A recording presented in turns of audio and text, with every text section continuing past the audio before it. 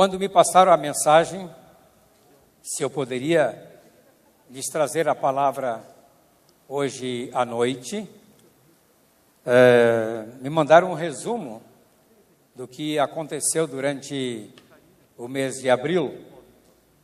Os temas que abordaram aqui, primeiro sobre renovando sua fé, depois renovando sua esperança, é isso, pastor João? Depois renovando seu amor e atitudes, e agora me passaram o tema, renove os seus sonhos em Deus.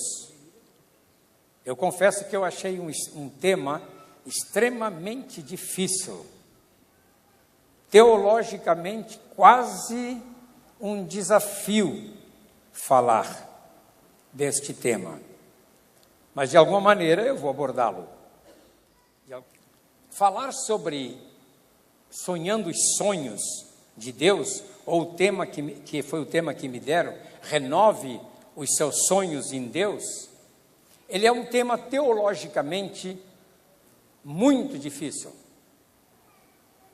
Porque aqui, neste tema, quando você vai por esse tema, você chega numa encruzilhada em que você se depara com o humanismo, que quer dizer, os sonhos que nós queremos ter e que não se alinham com a vontade de Deus, e você se depara também com a influência do humanismo que entrou na teologia através da filosofia e da psicologia. Bom, não quero ser difícil na minha explicação. Então, quando você trata de sonhar ou de ter sonhos, nós temos que pensar em sonhos que se alinham com a vontade de Deus. Então, essa minha pregação ela tem duas partes.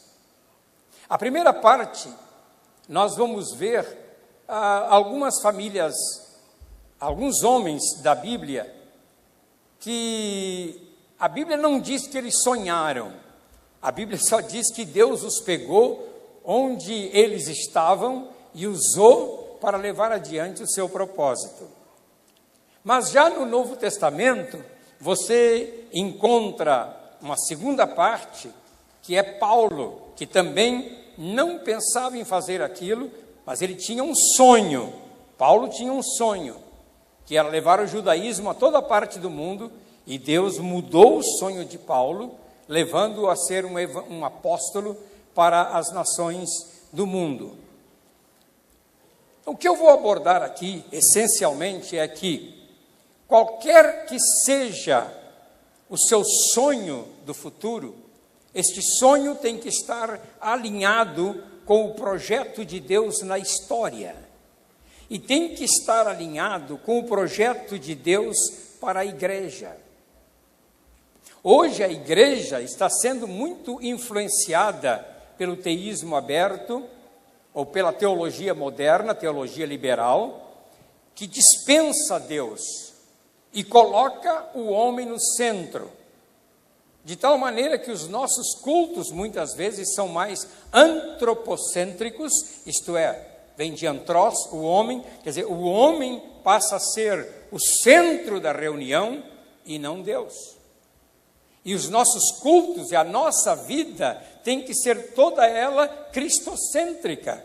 Quer dizer, Cristo, Ele é a baliza, Ele é o ponto balístico, Ele é a linha onde traçamos a corda para ver o rumo que nós temos que seguir, ou lançar os fundamentos daquilo que queremos construir. Estão entendendo? Então, vamos lá, vamos olhar alguma dessas famílias da Bíblia. Você veja, por exemplo, Abraão. Antes de ler sobre Abraão, eu tive também muitos sonhos. Eu tive sonhos que se realizaram e eu tive sonhos que se frustraram. Os sonhos que se frustraram, eu vejo que se frustraram não por culpa minha, nem por culpa de Deus, mas se frustraram porque eram sonhos errados. Mas os sonhos que se realizaram foram sonhos que Deus colocou no meu coração. Eu era jovem, cheio de dinamismo.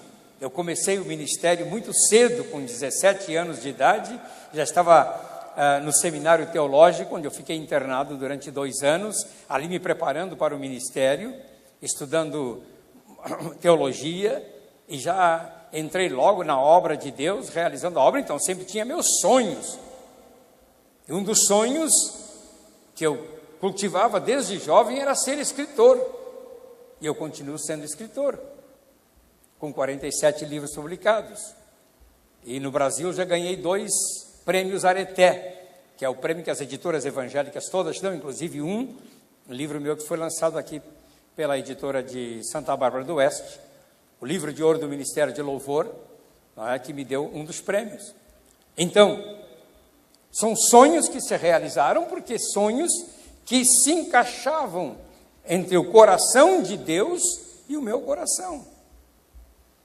Mas eu tinha outro sonho. Eu tinha o sonho de ver a igreja pura e restaurada. E em 1975, com esse sonho, com esse fervor, esse vigor, essa energia que eu tinha, eu comecei a primeira comunidade cristã neste país, antes de Robson Rodovalho em Goiânia, antes de quaisquer outros irmãos. Começamos em Porto Alegre, a primeira comunidade cristã, e a nossa ideia era, fundando as comunidades, depois se espalharam pelo país, eu espalhei pelo país as comunidades cristãs, que nós tivéssemos uma igreja santa e autêntica. E aí, ao longo da jornada, eu descubro que nunca iria ter uma igreja santa, porque são todos pecadores. Então era um sonho que era meu, e não se aplicava ao coração de Deus. Por que não se aplicava ao coração de Deus? Porque depois eu fui ver lá no livro de Apocalipse, nas 7 igrejas, que havia igrejas perfeitas e havia imperfeitas. E em todas elas, Jesus estava.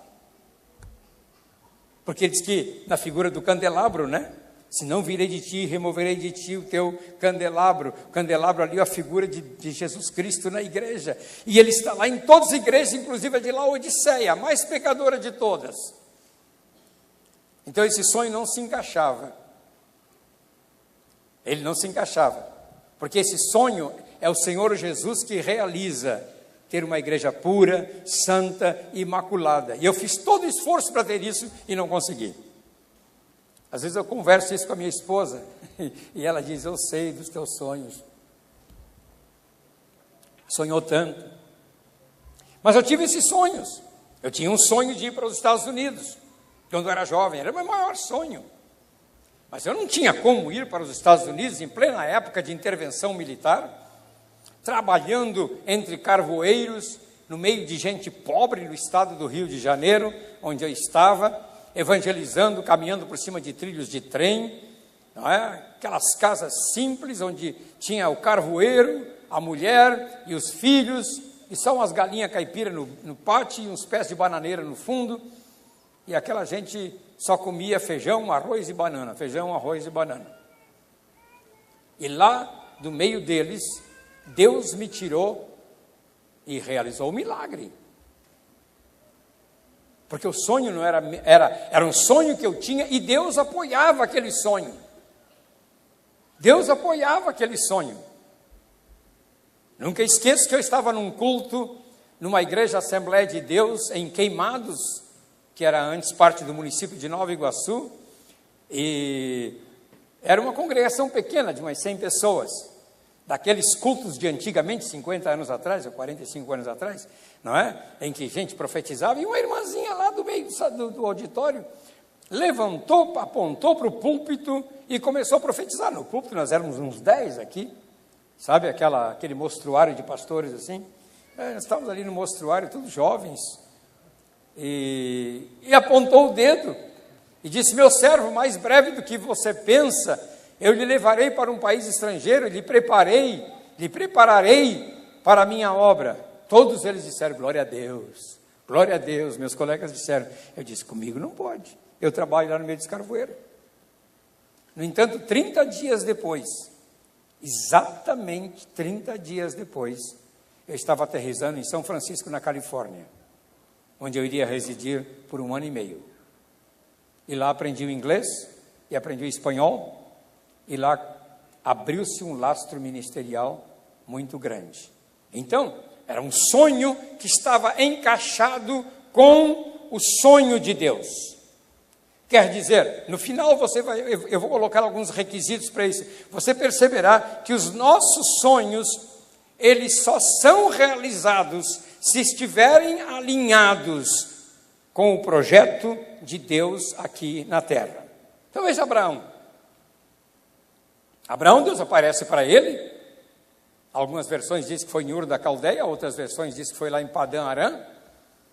Mas parece-me que apresentou-se primeiro para o pai dele, Terá, e o tirou toda a sua família dali de Ur da Caldeia, e eles foram para o norte, para Padã Arã. Eles não sabiam o que aconteceria. 4 anos depois da saída de Terá, pai de Abraão, de Ur dos Caldeus, da Caldeia, os sabeus vieram de um outro lugar remoto, que é hoje onde tem mais ou menos o Afeganistão, aquele lado de lá, vieram, invadiram Ur da Caldeia e a destruíram. Então Deus tinha um projeto, e naquele projeto ele disse, eu vou tirar esse homem daqui, e vou levar lá mais para o norte, perto de Damasco, em Padã Arã, e vou fazer dele uma grande família. E aí Deus vem com a promessa. Deus chega e diz para ele, não é? Deus chega e diz para ele, eu farei de ti uma grande nação, sê tu uma bênção. Então Abraão tinha um projeto que Deus deu para ele, sê tu uma bênção. Agora quando você pensa assim, bem, se Deus disse que vai fazer de mim uma grande nação, ele vai me fazer ter um montão de filhos, assim, um atrás do outro. Não, ele demorou 25 anos para ter o primeiro, no caso, Isaac, não é? Porque com Agar ele teve um filho 13 anos depois de ser chamado. Mas demorou 25 anos para ter um filho com Sara? 25 anos. E 40 anos depois, quando o Isaac já estava com 40, agora morre a Sara. Então eles voltaram a ser 2, Abraão e Isaac. Mas que projeto é esse? Mas Deus tem projetos que trabalham ou que são trabalhados ao longo dos anos, ao longo dos séculos. Um dia os dois estavam conversando. E Deus diz assim para Abraão, Abraão já está com quase 100 anos. Se Deus, o Senhor está me dizendo que eu vou ter um filho. Mas Deus disse, sim, vai ter um filho. Então, Oxalá viva diante de ti, Agar, não, Ismael, não, Ismael eu vou fazer dele um grande povo também. Mas não é com Ismael, é o que nascerá das tuas entranhas. E a Bíblia fala lá em Romanos 4 a respeito de Abraão, né? Que Abraão creu contra a esperança para ser o pai de muitas nações.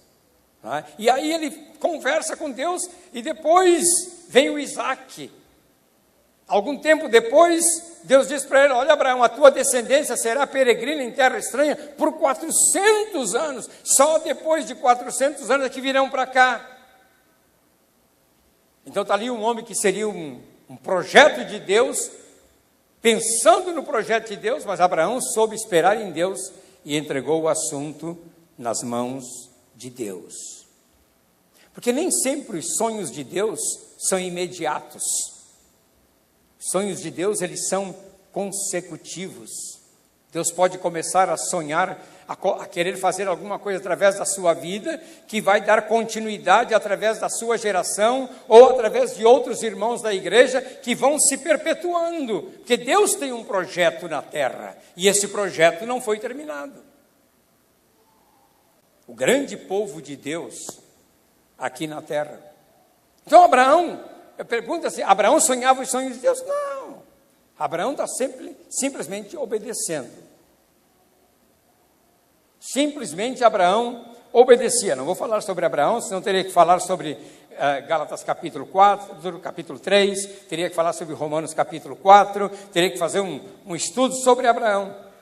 Mas a missão dele era ser uma bênção. Só isso. Ser tu uma bênção.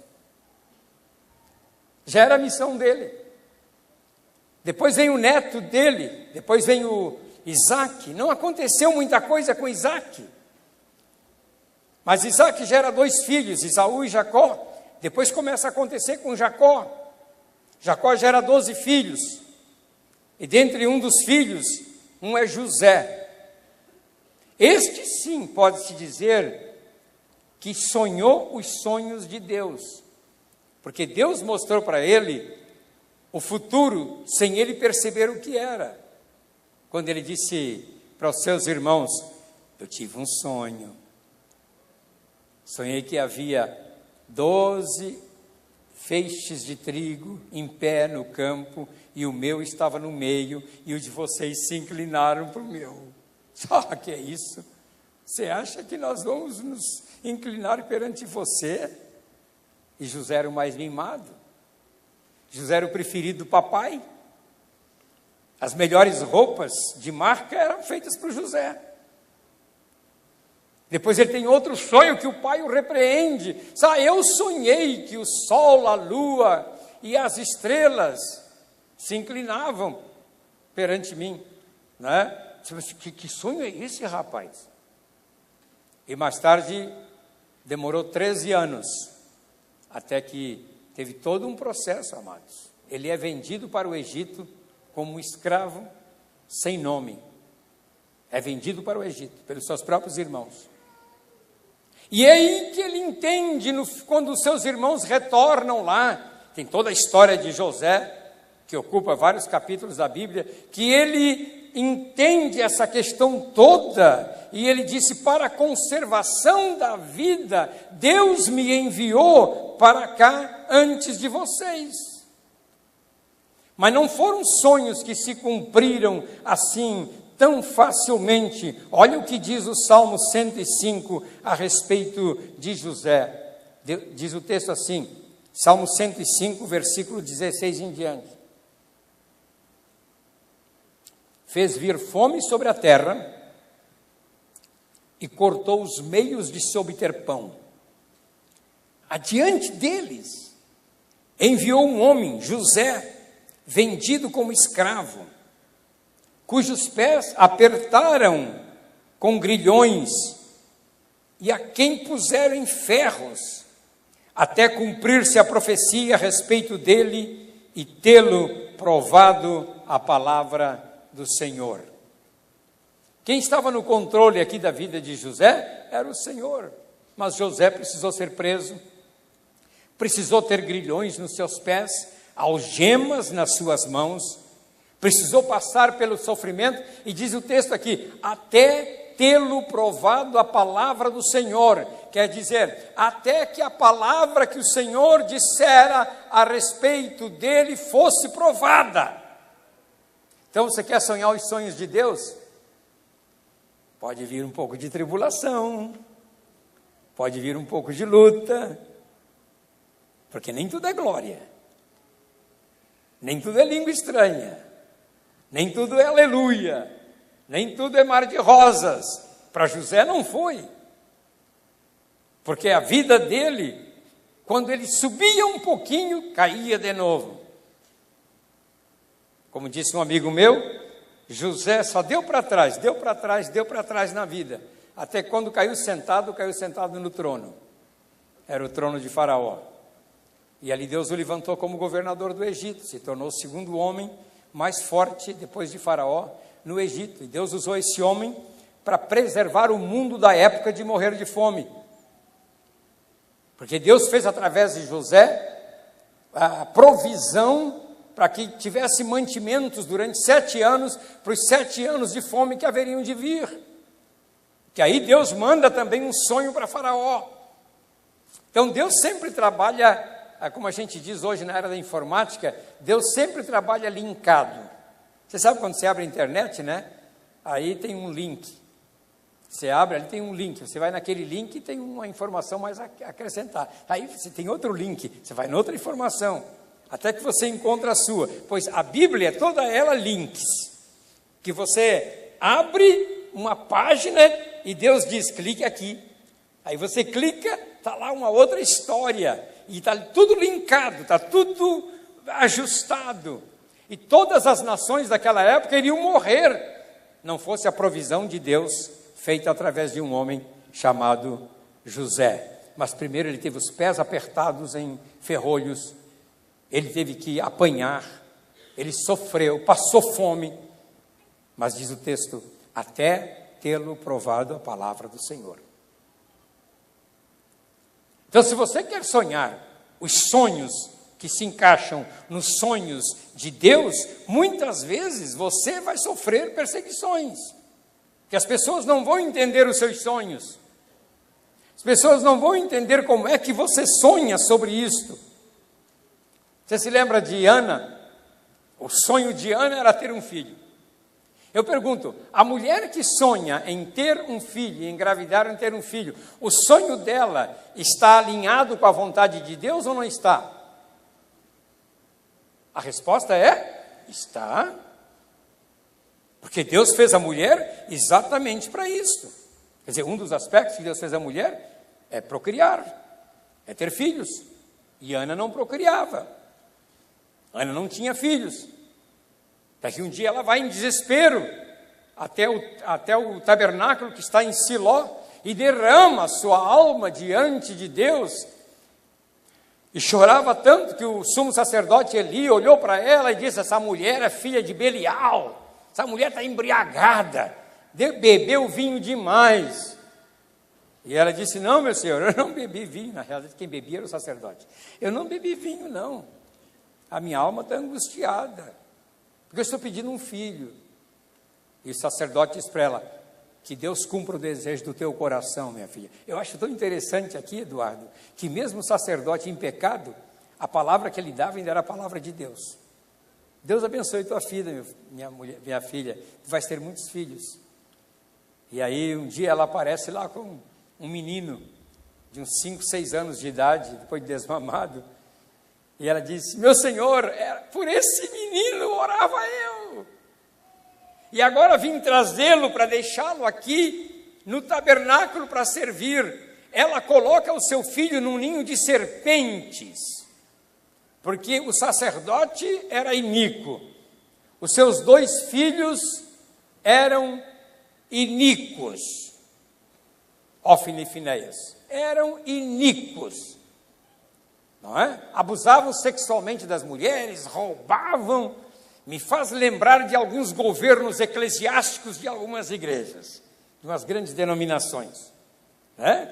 Em que a cúpula está toda ela apodrecida, mas aqui embaixo o povo busca o Senhor, o povo está buscando o Senhor, o povo vinha para adorar o Senhor, independentemente de como eram os sacerdotes, o povo está buscando o Senhor, o povo queria o Senhor, e aí ela entrega o seu filho para servir ali no tabernáculo.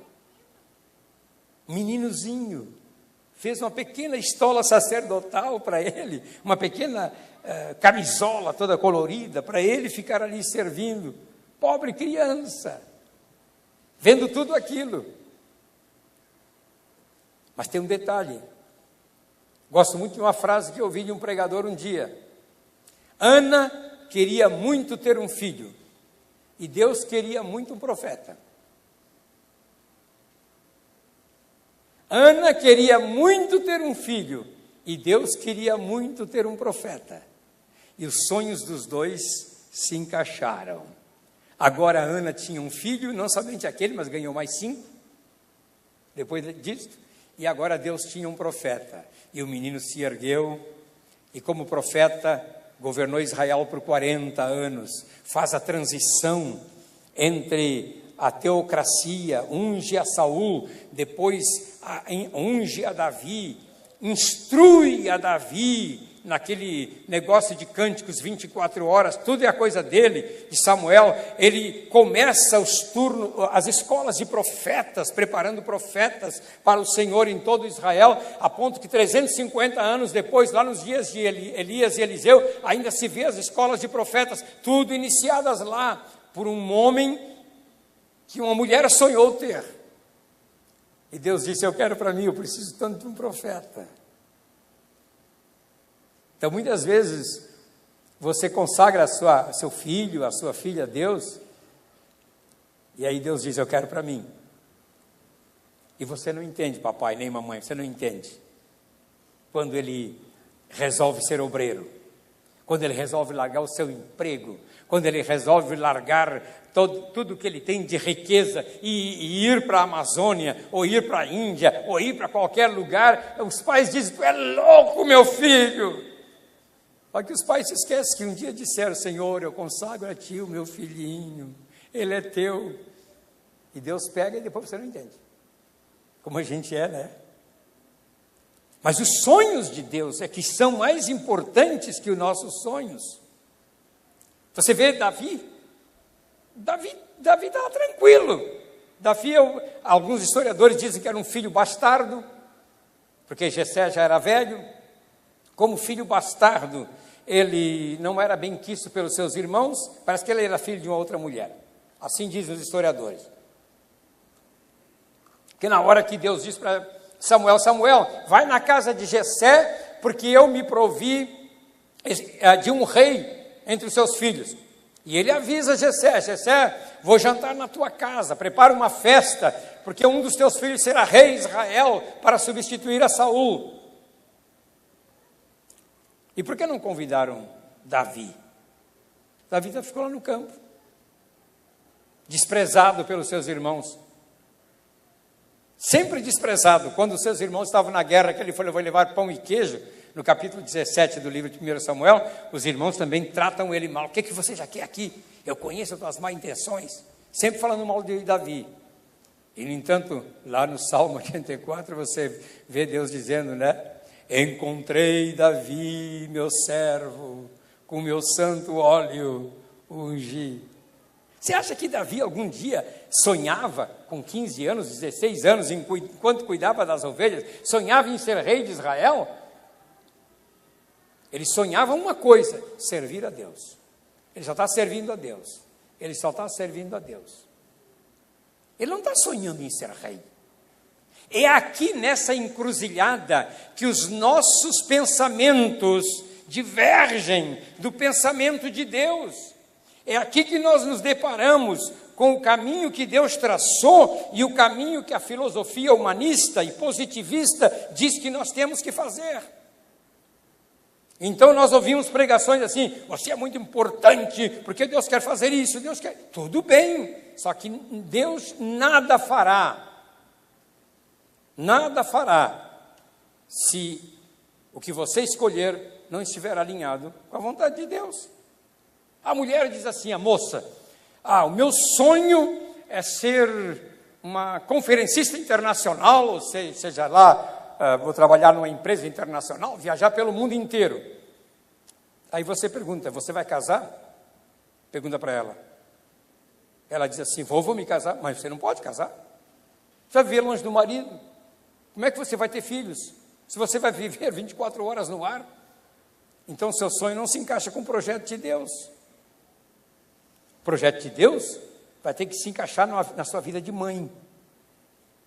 E uma mãe pode ser professora, uma mãe pode ser advogada, uma mãe pode ter muitos outros tipos de profissões que não a afastem do lar.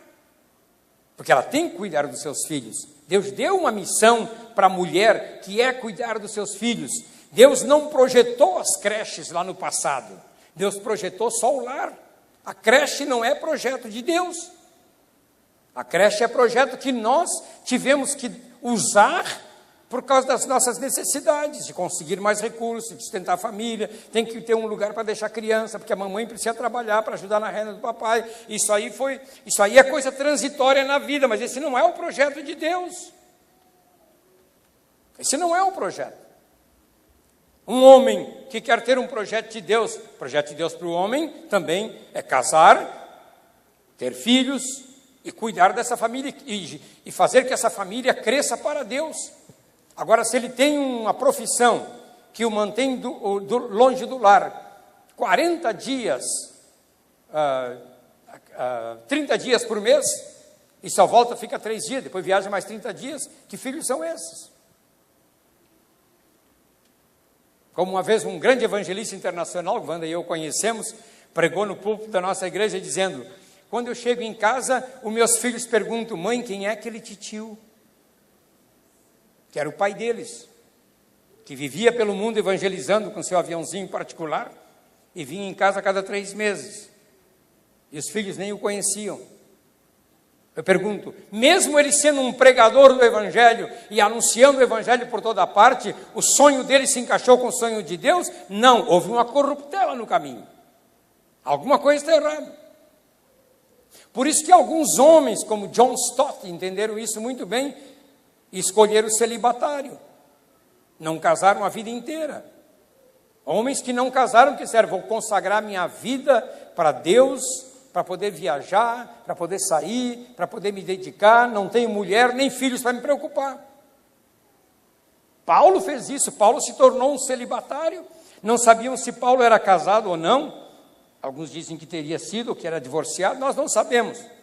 Mas Paulo, se fosse casado, ele não poderia ter feito o que fez em termos de evangelização mundial, porque ele seria limitado. Já Pedro era casado, e a história registra Pedro lá em Roma, quando a mulher dele foi levada para a fogueira, e depois Pedro foi crucificado. A história registra esse aspecto. Então, a mulher o acompanhou em algumas viagens. Então, nós temos que entender que alguns homens conseguiram descobrir que os seus sonhos, para serem os sonhos que Deus sonhava para eles, exigiria da parte deles alguma renúncia. Algumas limitações. Bom, vamos seguir adiante aqui. Podemos seguir adiante? Amém? Estão entendendo o assunto? Então, o mais grosso vem ainda.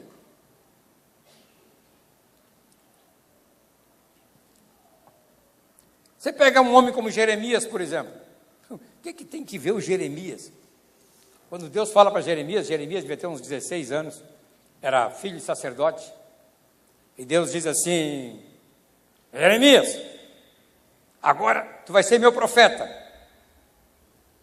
Eu disse: Senhor, eu não passo de uma criança, como é que eu vou ser um profeta? Aí Deus responde para ele, não é, lá em Jeremias, logo no capítulo 1: antes que te formasse no ventre materno, eu te conheci, e antes que saísses da madre, te consagrei e te constituí profeta às nações. Ponto final. Jeremias entendeu. Você não vê na Bíblia Jeremias casando-se. Jeremias profetizou numa época de crise, e não vê Jeremias se casando.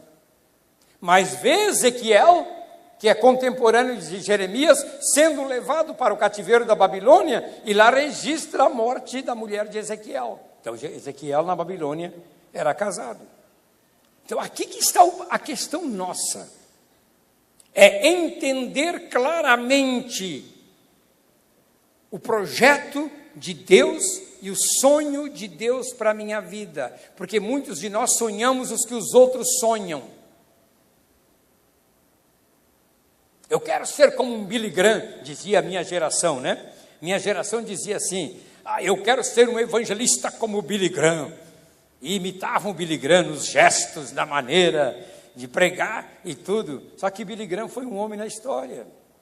Eu quero ser como T.L. Osborne, só que T.L. Osborne foi um homem na história. Eu quero ser como Oral Roberts foi um homem na história. Eu quero ser, não adianta, você vai ser, se você se consagrar aquilo que Deus determinar que você seja.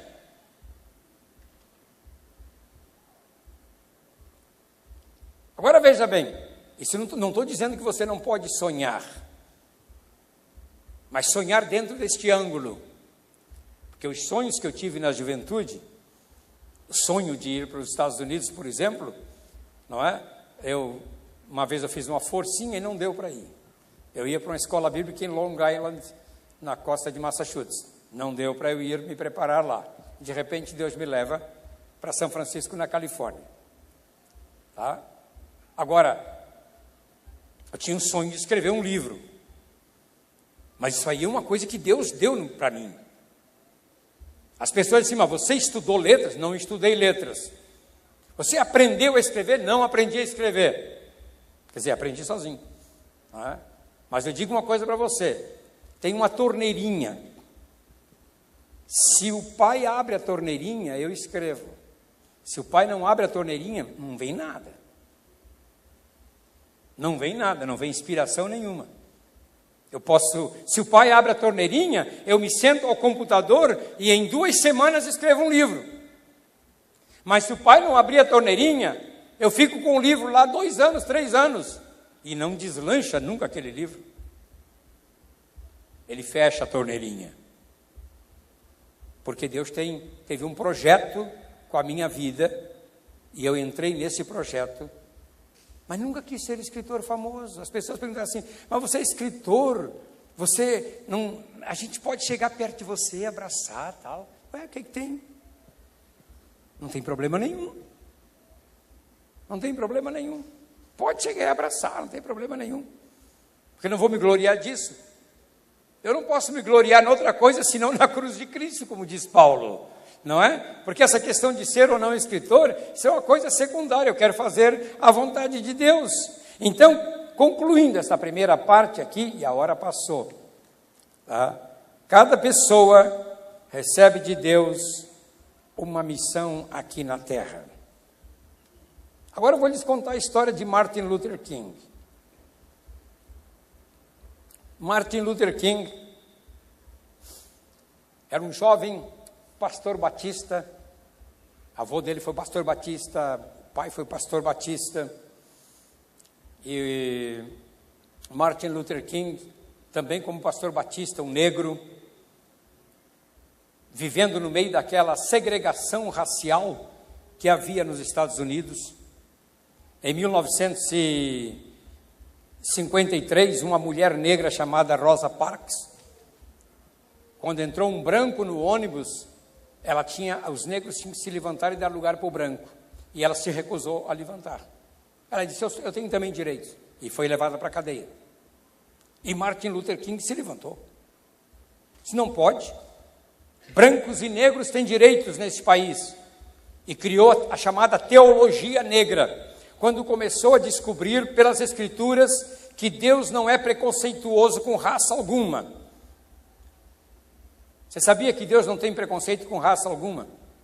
Que lá em Apocalipse capítulo 7 diz que são milhões, é uma multidão que nem pode enumerar, de todos os povos, línguas, tribos e nações. Então tem tudo que é etnia lá no céu, gente. Tem palestino, tem árabe, tem sírio, tem iraquiano, tem iraniano, e tem até brasileiro, mas está tudo lá no céu. Gente de todas as nações, Deus não é preconceituoso. E esse homem, Martin Luther King, começou a trabalhar. Primeira coisa que ele levantou e fez como pastor, ele fez um boicote aos ônibus de Montgomery, aquela cidade. Nenhum negro mais vai pegar ônibus, nós vamos andar a pé. E, obviamente, se não tinha negro para andar em ônibus, a empresa de ônibus ia fracassar. Então, os ônibus andavam vazios. E ele levantou um protesto. E o protesto dele alcançou a alta corte em Washington, nos Estados Unidos. Não é? Aí ele organizou marchas, porque ele queria que os negros tivessem direito ao voto, porque não tinha. Tá? Os negros não poderiam mais ser discriminados no trabalho. Até que ele fez aquela grande marcha em Washington, na Avenida Pensilvânia, e reuniu 1 milhão de pessoas. Em frente ao Capitólio, em frente à sede do governo americano. E ali ele fez o famoso discurso, I have a dream. Eu tenho um sonho, ele dizia. Eu tenho um sonho de ver um dia os negros dos Estados Unidos andando de mãos dadas com os brancos. Eu tenho um sonho. E o discurso dele foi todo, I have a dream, I have a dream. E esse homem teve um sonho, e o sonho foi realizado. Lamentavelmente, ele não pôde ver, porque ele foi assassinado.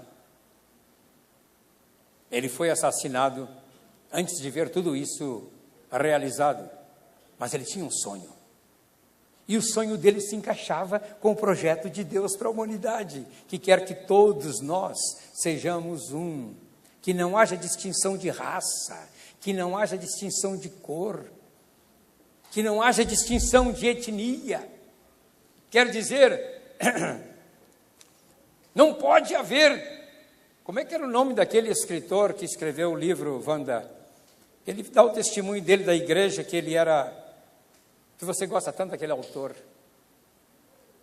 Philip Yancey. Philip Yancey, num dos livros dele, ele diz assim: eu não conseguia entender que na minha igreja só tinha branco.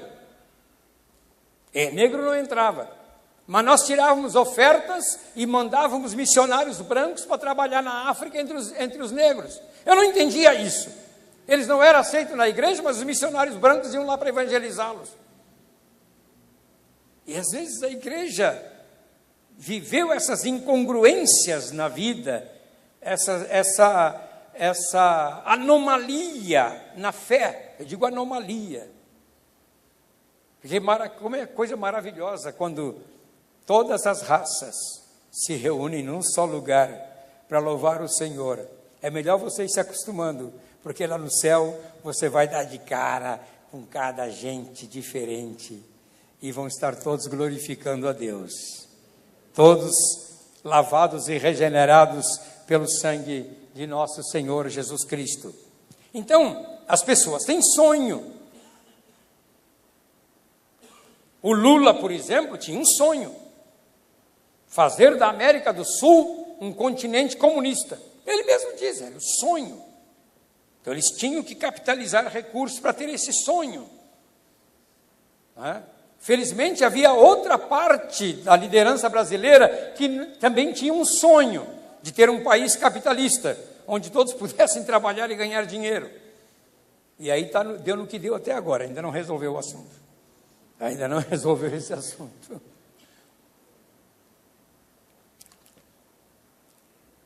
Eu tenho 3 questões aqui para terminar a minha pregação. Qual a diferença entre um sonho e um complexo messiânico? Quando você estuda um pouquinho de psicologia ou filosofia, especialmente da psicologia, você descobre que existe um complexo chamado complexo messiânico, que é quando a pessoa acha que nasceu para ser algo de muito importante. E ela vai lutar até o fim para ser aquela pessoa que ela sonha ser.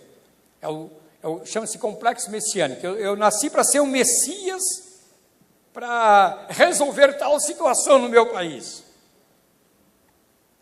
Mas qual é a diferença entre ter um sonho e não ser um complexo messiânico?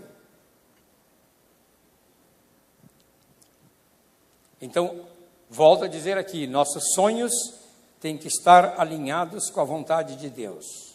Pode ser que Deus tenha dado lá no passado, colocado no seu coração alguns sonhos, e você está frustrado porque nunca conseguiu, nunca levou adiante. Mas você pode ressuscitá-lo. Agora, como é que você vai levar um velho de 80 anos a sonhar com o futuro? Eu não posso pregar essa pregação para uma pessoa de 90 anos de idade. Não tem que sonhar com um mundo melhor. Ele disse, sim, eu sonho com a eternidade em Cristo Jesus. Mas nós podemos desafiar os jovens e dizer, você pode sonhar com um mundo melhor. Você pode sonhar com uma sociedade melhor, porque está em você, aliado ao poder de Deus, trazer transformação para a nossa sociedade e melhorar o ambiente em que nós vivemos. Tem que melhorar o ambiente em que nós vivemos. Ou, eu devo dizer o seguinte, a segunda coisa, todo sonho tem que vir de Deus. Deus sempre enxerga mais além. Deus enxerga bem mais além do que nós. Ele sabe onde nós vamos chegar daqui a 40 anos. Eu não posso cantar aquela música que cantava, meu sonho acabou. Não posso. Ainda tenho sonhos. Mas pastor, com quase 71, que eu faço 71, como é que o senhor tem sonhos? Eu ainda tenho sonhos, não é? A minha mulher ainda sonha, olha só. Ela disse que quer ter uma casa na Serra, seja Gramado, Canela ou Nova Petrópolis. É a Serra Gaúcha. Esse sonho tem que vir de Deus, porque dinheiro daqui não sai. Tem que ser de Deus mesmo, né? Ela tem esse sonho, né? Porque é o sonho que ela sempre teve. Um lugar diferente para descansar. E está correta com o sonho dela. Está correta com o sonho dela. Então você pode ter algum sonho, mesmo com a idade avançada, ainda é possível sonhar. Os sonhos de José foram dados por Deus, os sonhos de Faraó foram dados por Deus, os sonhos de Nabucodonosor foram dados por Deus, e o sonho de Nabucodonosor se cumpriu, se cumpre e ainda se cumprirá, aquele sonho da grande estátua. Veja bem, Deus deu um sonho a Nabucodonosor que ainda não teve o seu cumprimento final, um sonho profético sobre o fim dos tempos. Como é que eu vou saber que eu tenho uma missão a cumprir? Paulo entendeu, lá em Atos 26, a partir do versículo 16, quando Deus aparece a ele no caminho de Damasco, e Deus diz para ele assim: para isso mesmo te apareci. Olha o que Deus diz para Paulo, que eu faço questão de ler esse texto aqui de Atos 26. Porque Paulo tinha que entender isso. Para isso mesmo te apareci, para lhes abrir os olhos, versículo 18, 26, 18 de Atos, e os converteres das trevas para a luz, da potestade de Satanás para Deus, a fim de que recebam eles remissão de pecados e herança entre os que são santificados pela fé em mim. Porque, ó rei Agripa, não fui desobediente à visão celestial. Então, Paulo recebeu uma missão diretamente de Deus. Tua missão é entre os gentios. Talvez nós não entendamos isso hoje. Porque hoje nós pregamos o evangelho para um mundo cristianizado. Você vai num tribunal, tem uma cruz. Você vai numa delegacia de polícia, tem uma cruz. Você vai no hospital, tem uma cruz. O mundo todo, aqui na América do Sul, é um mundo cristianizado. Mas Paulo foi enviado, pastor Joel, para um mundo paganizado. Era um mundo em que se adorava todo tipo de deuses, um mundo cheio de idolatria, e em que predominava maiormente a filosofia greco-romana. Filosofia de Platão, de Aristóteles e dos filósofos da época, de Zeno. Então, ele agora teve que pregar o evangelho numa sociedade que não conhecia nada sobre Deus, nada sobre Jesus. Hoje não, você prega. Não sei se estava mais difícil para Paulo ou mais difícil para nós hoje. Porque você vai pregar o evangelho para um espírito, ele conhece Jesus. Ah, Jesus foi um grande profeta. Eu tenho vizinhos que não são crentes, eu caminho com eles, alguns são universalistas. Um deles diz assim: eu sou universalista. Tá bom. Eu respeito o teu universalismo, mas eu não sou universalista, eu digo para ele. Eu creio na mão de Deus traçando os desígnios da história. Aí eu vou lá para a Bíblia e dou um sermão nele. Não é? Converso com ele sobre isso. Então hoje parece estar mais difícil, porque as pessoas criaram frases de efeito: todos os caminhos levam a Deus. A igreja emergente hoje, e vocês queiram ou não, tem um pouquinho de igreja emergente na sua liturgia, todos nós temos. A igreja emergente hoje, em inglês se chama Emerging Church, a igreja emergente, ela mudou a liturgia, ela mudou a maneira de ver as coisas, mas o problema é que a igreja emergente mudou a mensagem. A mensagem ficou para o homem. A igreja mudou a mensagem, não se prega mais arrependimento, não se prega mais confissão de pecados, não se prega mais sobre a necessidade de boas obras. Não, a igreja emergente, ela prega uma mensagem fofinha para todo mundo, porque tem que agradar todo mundo. E aqui reside o nosso grande erro. E aí, nós dizemos assim: você tem que sonhar. mas não dizemos sonhar como? Sonhar os sonhos que Deus tem para a sua vida. Cada um de vocês é importante aos olhos do Pai. Ele conhece cada um individualmente. Porque a Bíblia diz que Ele conhece cada estrela pelo nome. E Ele conhece cada um dos seres humanos pelo nome. Tão simples de ver isso na Bíblia, né? Elias, vai lá para Sarepta, já dei ordem para uma viúva te sustentar. A viúva nem sabia de nada, mas já Deus deu ordem. Vai lá que uma viúva vai te sustentar. Interessante. Quer dizer, Deus já está preparando todo o caminho. Deus vai preparando a história. Deus sabe o que você tem que fazer. Não é? Diz lá para o homem Ananias, manda chamar a Pedro que ele vem aqui, ele está em Jope, ele está hospedado na casa mais fedorenta da praia, a casa de Simão, o curtidor, que curte couro. Ele não diz fedorenta, mas imagina, né? A casa de um curtidor de couro. Vai lá, diz para ele vir até aí. Ele tem coisa para te dizer. Então Deus sabe pegar as coisas e fazer os links. E eu queria que você dissesse assim para Deus: Deus, eu quero estar no teu link. Que lá escondido está escrito assim: você quer mais de Deus? Clique aqui. Aí você clica aqui e se abre uma nova página. E é a página que Deus tem para a sua vida. É a página que Deus tem para você. Agora mesmo minha esposa e eu tomamos decisões que afetam o nosso ministério.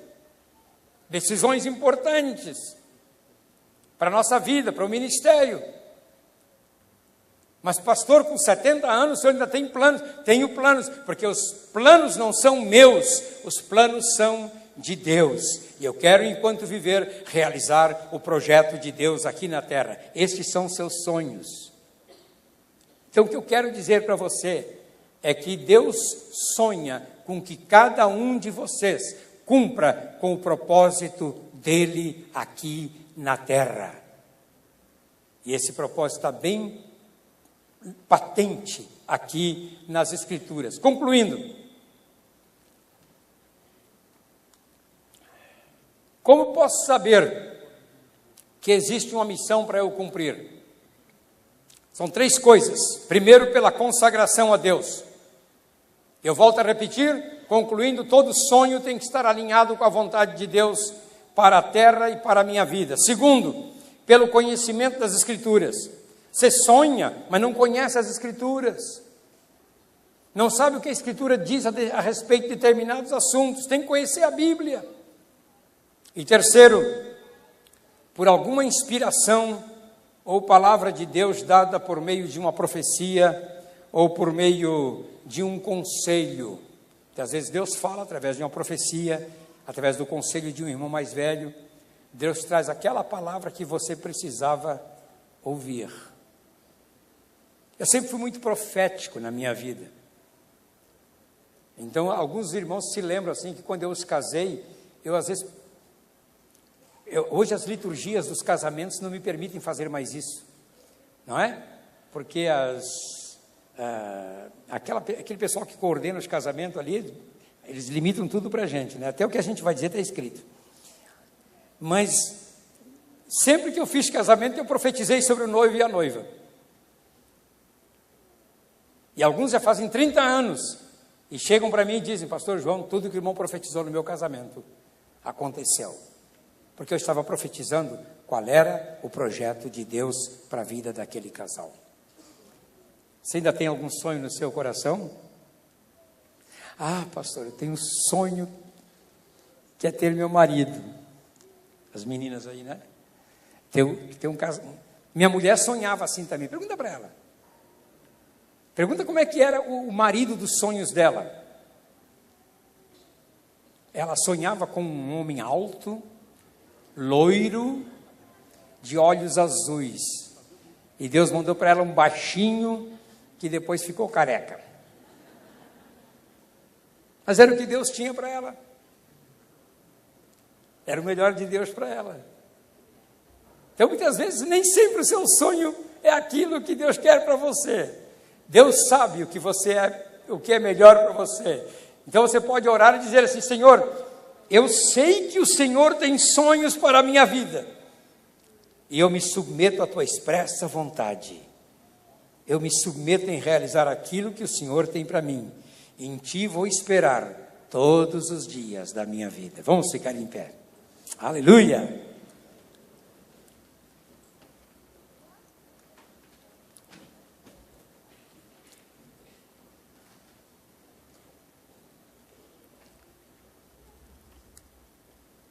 Quantos de vocês aqui já sonharam alguma coisa no passado que gostariam de ser? Não seja mentiroso, não seja hipócrita, levante a mão.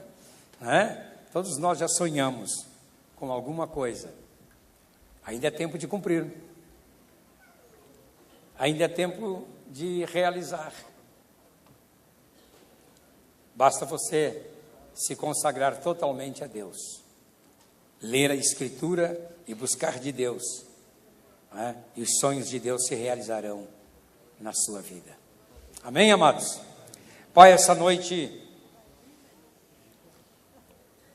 enfrentamos esse desafio, que é de trazer essa questão dos sonhos e colocá-los alinhados com a Tua Palavra. Ajuda-nos, Senhor, a não seguir sofismas. Ajuda-nos a não seguir ideias propostas pelos homens. Ajuda-nos a seguir somente aquilo que está expresso na Tua Palavra, aquele propósito que Tu tens definido para cada um de nós, porque Tu tens o propósito geral e o propósito particular. E nós queremos andar e viver conforme o Teu projeto para nós, aqui na terra. E a Ti te damos a honra, a glória e o louvor para sempre. O povo de Deus diz: amém. Deus abençoe vocês, Deus abençoe o pastor Joel.